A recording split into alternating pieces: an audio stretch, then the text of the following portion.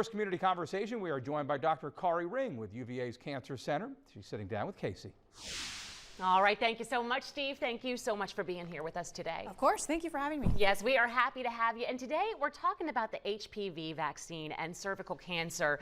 What would you say are some of the most common causes of cervical cancer? So we know that there are some risk factors for cervical cancer, most notably smoking and some sort of immunosuppression, and there are lots of different causes of that. But for the majority of cases, we don't have a great reason. So it's hard to just say one reason.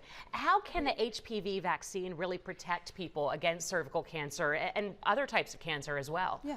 We know that 99% of cervical cancers are caused by the HPV virus at some point of exposure over a person's life. And the best way that we could prevent cervical cancer is with the HPV vaccine. The way that we recommend the HPV vaccine right now is between ages 9 and 14, and pediatricians usually aim for ages 11 to 12. And if you get your first dose before the age of 15, you just need 2 doses. Wow. You can also get a catch-up vaccine up to age 26. If you get it after 15, you need 3 doses. And then between 26 and now actually up to age 45, we can give the vaccine in discussion with your doctor. Oh, wow. I think a lot of people might not realize that they missed it already. Who, again, is eligible to receive the vaccine? So between ages 9 and 14 is where we primarily recommend it. You can get it catch up to age 26, and then between ages 26 and 45 if you discuss it with your doctor. Okay, perfect, perfect. And what other steps would you say women should take to protect themselves against cervical cancer? Sure. In addition to vaccination, the other most important thing to do is screening. And the best way that we can do that right now is with pap smears.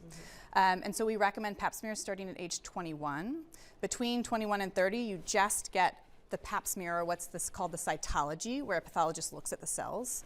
Over age 30 to about age 65, there's different ways that we can do screening, and it can include both cytology as well as testing for the HPV virus. All right, but testing is really so important. Anything else that you think people really should know that are watching today? Yeah, I think the most important thing to know is really this all started with cervical cancer, but now oropharyngeal cancers, so cancers of the mouth and the throat, are actually more common than cervical cancer. Wow. And actually more common in men. So the HPV vaccine is not just for women, also really important for men and boys. Yeah, and another thing I think a lot of people don't realize. Yeah. Thank you so much for being here with us today. Thank you for having me. Yep, we'll have you back soon. Steve, back to you.